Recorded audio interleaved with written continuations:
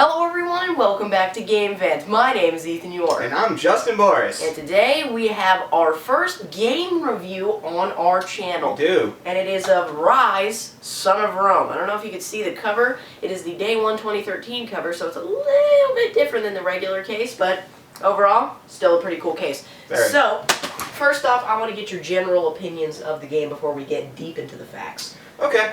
I really enjoyed this game. It was really a lot of fun to me, especially, starting off playing it for the first time. It kind of had that blow away factor, like I was just like, first off, the game is beautiful.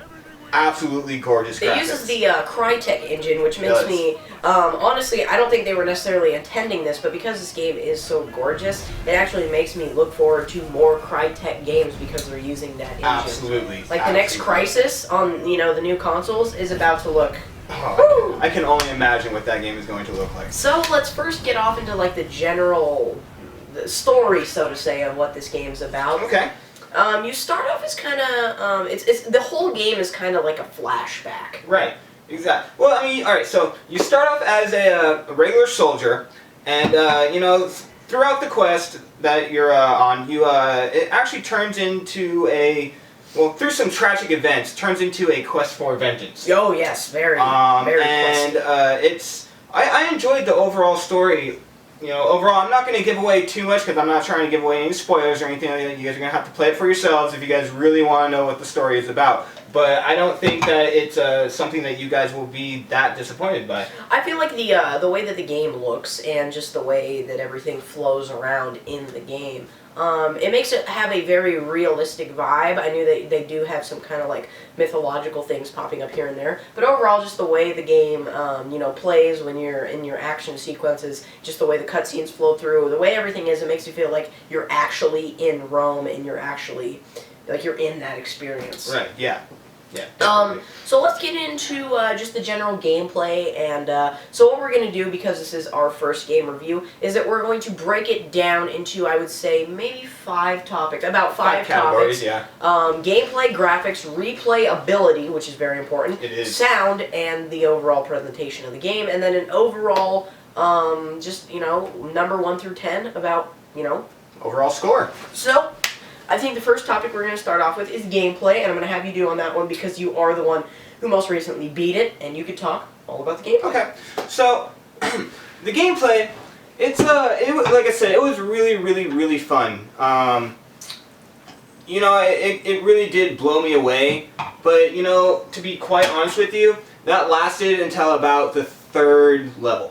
Well, for me personally, and I think this is just a matter of the graphics, and because I'm a huge fan of violence, which is probably bad. It is a brutal game. I think I was mainly distracted, not only from the story, but just mainly the flaws of the game, just because of how beautiful the game looked, and how just like disgustingly awesome the executions are in this game, which if you aren't even aware, which if you've seen any gameplay of Ryse whatsoever, you're well aware of this.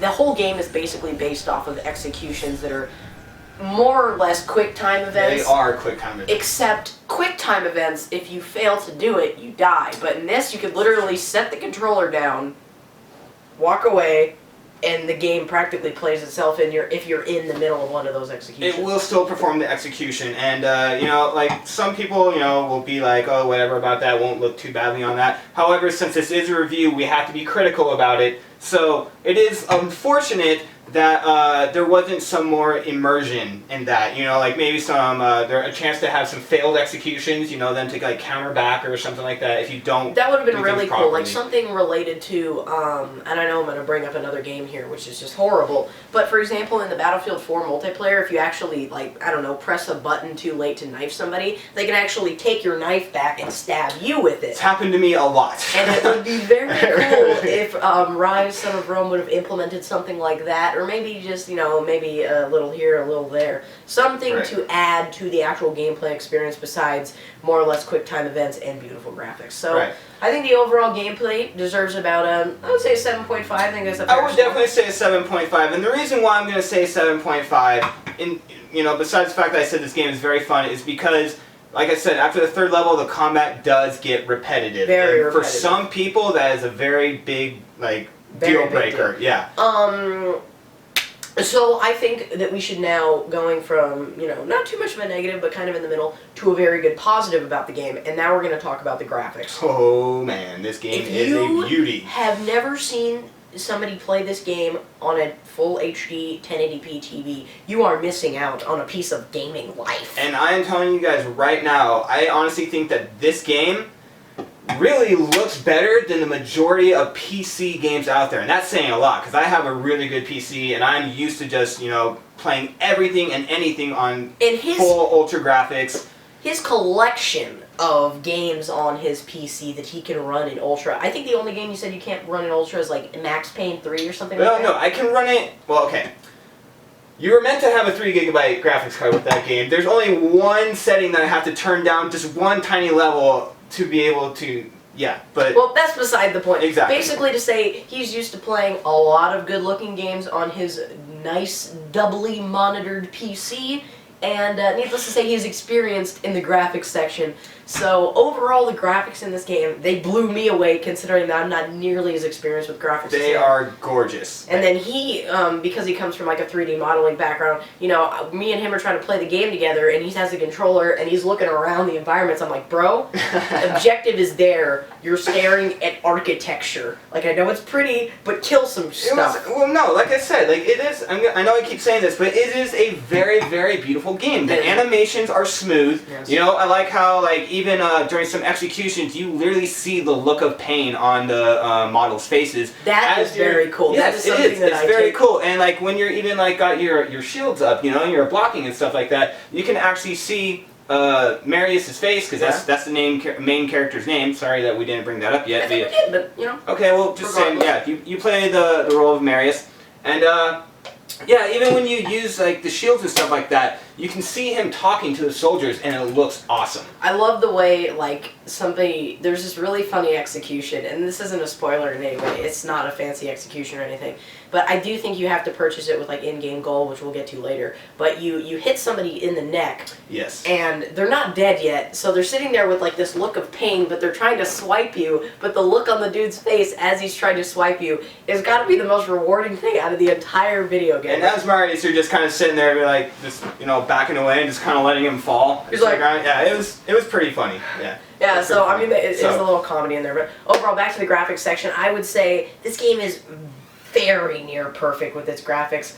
I don't want to give it a perfect score, especially not for our first game review. We don't want to come right out of the bat just shooting perfect scores out. Exactly. So I think we should give this one a 9.5 for graphics. And I completely 100% agree with that. So now that we are done with a very positive part of the game, let's go to the lowest scoring thing on the section. Yes, unfortunately. Which is the replayability. Now, we mentioned earlier on in this video that the game is a bit repetitive with its executions, but we haven't gone into depth with the repetitiveness of this game. Yes. So, it's a very simplistic game. You got one button for your sword, one button for your shield bashing and stuff like that, one button for parrying, because you can parry with your shield, and one button for rolling out of the way. Those are your 4 basic controls. Well, there are 4 basic buttons on the controller. Right, exactly. But you have one button for focus. You can use your focus. Which, by the way, towards I think it's in the 3rd chapter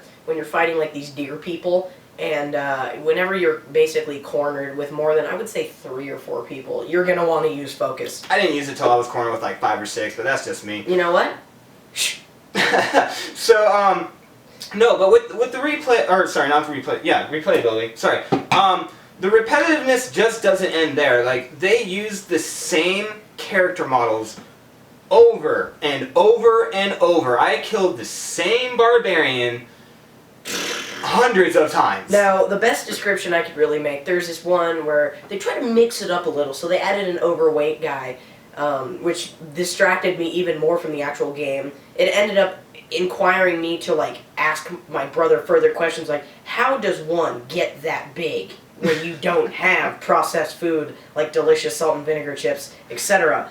And we got into the whole conversation, but he kind of looks like that the guy who makes breakfast in This Is the End, if you've seen that movie. Regardless, it's the same model. You got the fat guy, you got the guy with 2 swords, you got the guy that's only got 1 sword, and then, get ready, you got a guy that has a sword and a shield.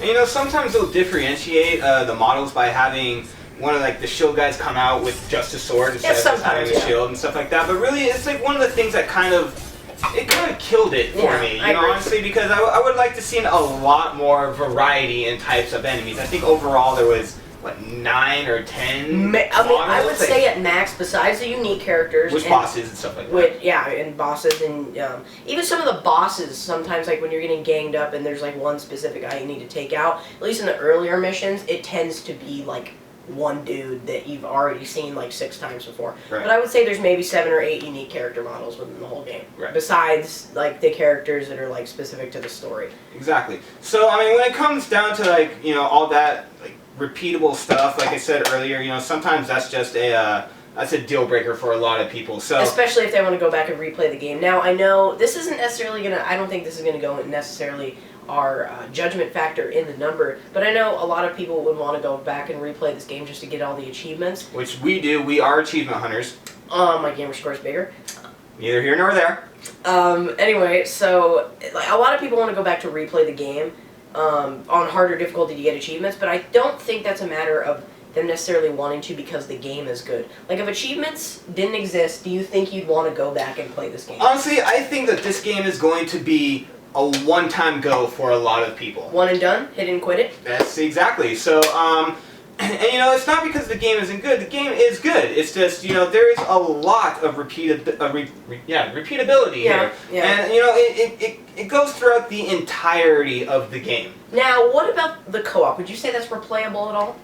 I personally do like the co-op, but, like, they have a tier mode in which you can buy and upgrade items. Now, you can do this with real live money, if you don't want to waste your time spent, leveling up and all that other stuff. Which, I don't personally like doing that. I don't like the pay-to-play I mean, model. we already spent freaking $60 on the game, and the fact that it's day one. Exactly. I'm not going to spend another $20 on 25,000 gold. Especially when it's going to be out in like 5 Right, and that will get you a lot of items, don't get me wrong. However, I don't think that the co-op will be enough of a selling point to get people to continuously play the game. At the highest level, you need to be rank 90.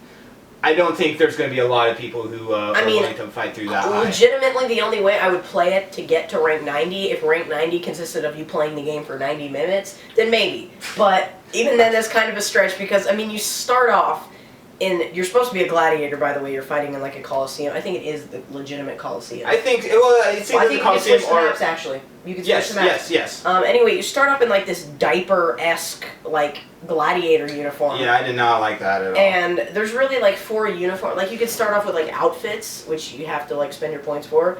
You could a bunch of different versions of Marius or different gladiators and stuff like that, different characters that are armored in the game. Right, but overall, overall, you get some I think you get like the Praetorians. Yeah, something like that. You get Commodus's outfit and stuff like that. Yeah, so which is like all gold armor in case you don't know who Commodus is. So I would say the replayability of this whole game. I'm gonna give it like a 6.5. Yeah. I would say like a 6.5. Yeah, definitely a 6.5. I mean, it's okay. And that's unfortunate, but I mean, the fact of the matter is just like there's not enough content in this game to continuously play it for a month or months. I would agree. It's not something that you can go back and replay, like say a like an RPG type game. Even like Battlefield or something like that. People play that for months on end. Well, I would have to say that it's that's different because of the different. multiplayer. Yeah, it is really different, but in the situation. So I think now what we're going to want to jump into is sound, and I have a huge opinion on the sound. Call me all kinds of weird audio names down in the comment section below, but when it comes down to it, for me, sound really matters, and when people use generic sounds, it bugs me, especially when those generic sounds don't sound accurate. Like, when you think about it, like when you legitimately, you're like in your bed and you just have time to think, and you're like, when swords clink each other and they stab each other, do you really think they sound like what they, like, no, like, it's really generic to the point where it almost took me out of the gaming experience because of how generic the sounds were. I know most people aren't going to necessarily feel that way, but I don't want to sound like I'm playing, any other type of sword game. I want to feel like I'm in an individual, unique experience that is different from any other game, but they went straight for the generic. Especially when it comes in terms of how great the graphics are. Now I'm not as nitpicky as he is about the sound. I really didn't notice the generic, sword clashes or shield sounds or anything like that. What really did it for me though was, excuse me, was how they talked to each other in the game. Voice actors were not half bad. I wouldn't. No, they weren't. Now, I'm not going to say, it's an award-winning, It's definitely not on the level of, say, like The Last of Us or Max Right. Payne 3, but it's... Or even in, again, to bring up Battlefield 4, the guns in that game sound amazing. absolutely wonderful. And Yeah, I think exactly. that to get a more realistic experience, especially for how realistic the graphics look in this game, I mean, I know it takes a lot of effort, but come on, this is a launch game for the new console. You gotta make it look and sound good. So I think if they recorded their own sound effects... Right, like their own swords hitting each other and stuff like Yeah, that. I mean, I'm sure they can't go around the office and be like, hey, you want to get stabbed for a sound effect? Yeah. But do something. I mean, stab a pig or something. I don't know, but make it you don't sound... have to, no. A dead pig. Dead pig. Or at least have like two swords clashing each other and stuff like that, or like the sound of a sword hitting a shield or something like that. Something like that. Actually get the real life sound recorded on there. So I mean, I really Just something different and sounds like decent. Like, come on now. right, please. and I didn't notice it until he actually brought it up, but it does have a very generic sound to it. So I think overall we're gonna go ahead and give the sound about a 7. Yeah, I would say that's fair. I would say that's fair. The last really topic we do have to talk about is presentation. And I would say something a lot of people don't really know what presentation is. In my personal opinion of what presentation is basically the way, besides the game, like just take the game kind of like out of the thing, the way everything flows, the way things pop up on screen, and I think something that does have to go within presentation, this could kind of tie into gameplay as well, is the freaking voice commands. Now you're a fan of it. Personally, I am. It's convenient if But- against pressing the button. Right, but let me say something really quick. Okay, so back to the whole repeatability of this game. Oh my The God. voice commands are amazing at first. I absolutely love them. And then I got about 7 levels in, I'm just like, oh my god, I'm saying... 7 levels. Okay, fine. Anyway, I was saying fire volley about every 3 seconds. Oh. It's just like, oh, come Don't on. even get me started. It's like so you're playing around, you're chopping fools up, doing this and that. Fire volley is kind of a command for like all your arrow people to like shoot fire arrows. So you're sitting there with your controller, you're like fire volley. You're like, oh, this is kind of cool. Next 2 seconds, fire volley. It's like, okay, you said it twice. Fire vault. Like it's not unresponsive at all. But if it was, this would be the worst voice control game on the face of the When I planet. first started doing it, I was all excited. It's like fire volley, like yeah, all right. And then by the end, it's like fire volley. Fire volley. Especially if you're trying to get through the game fast, like as fast as you want it to do it, you pretty much have to do Which we were trying to do for the purpose of this review. Yeah, considering we have to get it out in time. But it's like fire volley. It literally got to the point where we did like maybe 6 or 7 a minute, and the whole they jam pack all the voice commands into like 30-second bits, which is awful. And again, you have the option of holding down the button, but it takes about 5 seconds, stuff like that. But what about like the immersiveness of the world around you, and stuff like that? I feel like now a lot of people are going to agree with me on this. At least I think they will.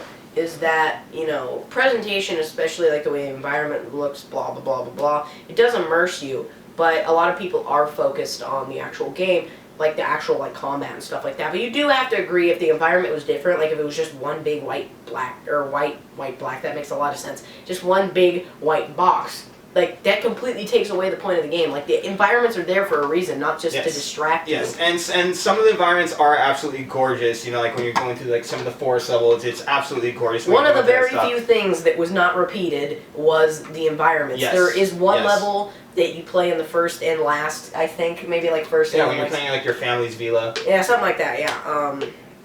That's the only thing that's really repeated. Everything else is completely unique, and with the Crytek engine makes the game look absolutely beautiful. The unfortunate thing about that is, you stop and look around, and you're just like, oh, this is like a awesome point of view. You're like looking at this awesome scenery and stuff like that. However, the game quickly takes you out of that again as soon as you get into combat. I kind of like to think of it as it constantly puts you into like an arena ring.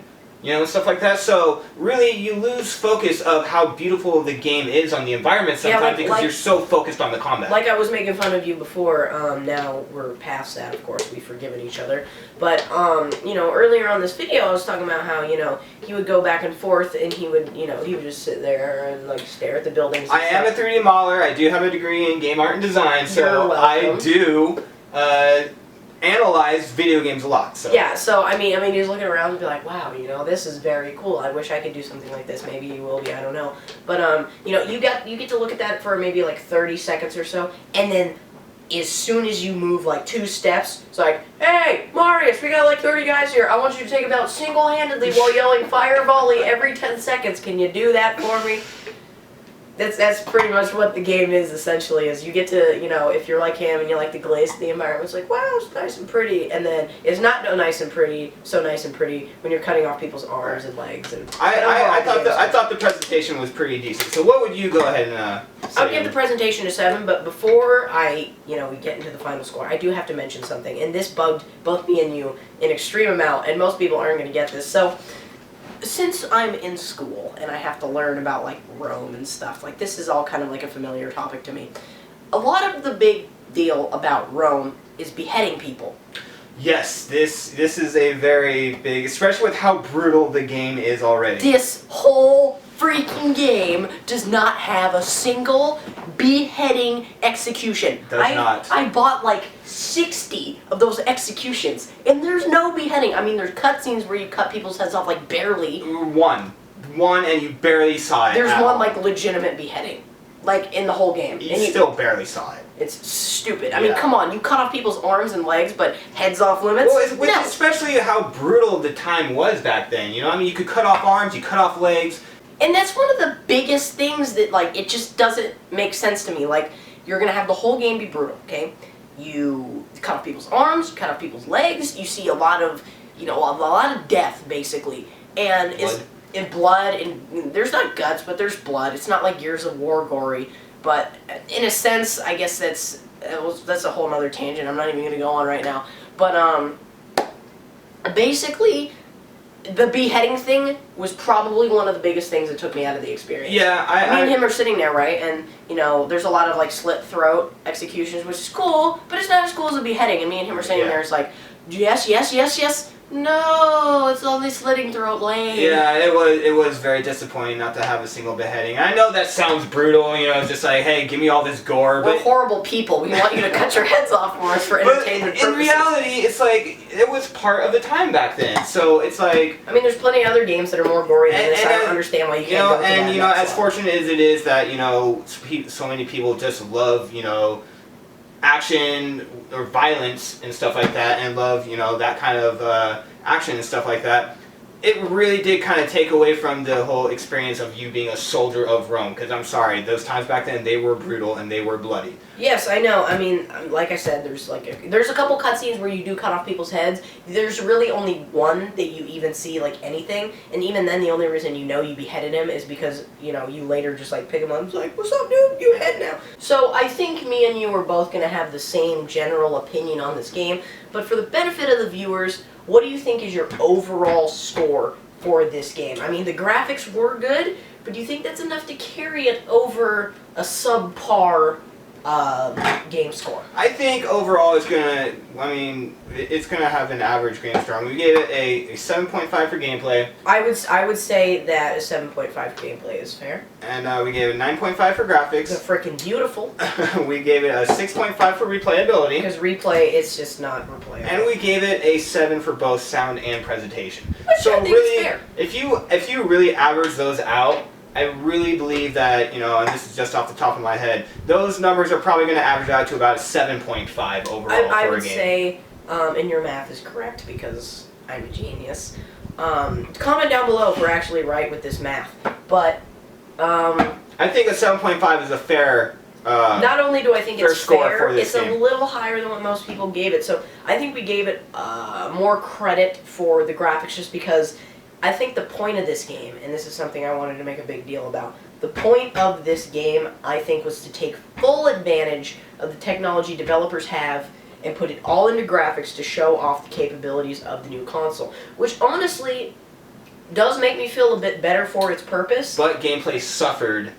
Gameplay did suffer because of the emphasis on the graphics.